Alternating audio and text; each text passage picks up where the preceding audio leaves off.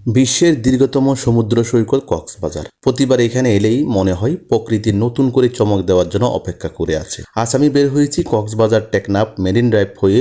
গন্তব্য একেবারে নীরব আর স্বপ্নিল এক জায়গা, পাটোয়া টেক সমুদ্র সৈকত।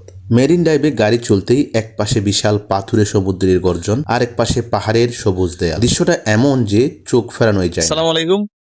আমরা এখন আছি পাটোয়া টেক কক্সবাজার।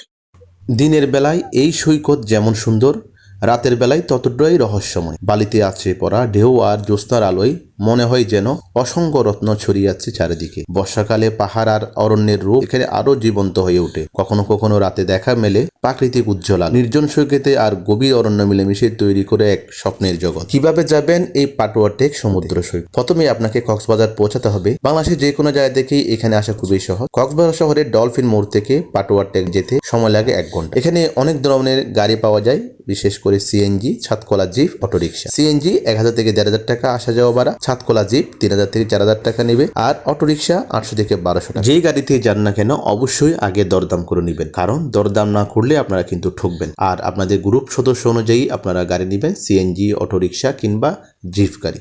তবে এখানে সবচেয়ে আনন্দদায়ক হচ্ছে জিপ গাড়িতে, যেগুলো 3000 থেকে 4000 টাকার মধ্যে আপনারা পাবেন। কোনো এক সময় ঘুরে আসবেন কক্সবাজারের সুন্দর নীরব এই সমুদ্র সৈকত থেকে। ভিডিওটি ভালো লাগলে অবশ্যই শেয়ার করবেন। পরবর্তী ভিডিও দেখার আমন্ত্রণ রইল। আজকে এ পর্যন্ত। সবাই ভালো থাকবেন, সুস্থ থাকবেন। আল্লাহ হাফেজ।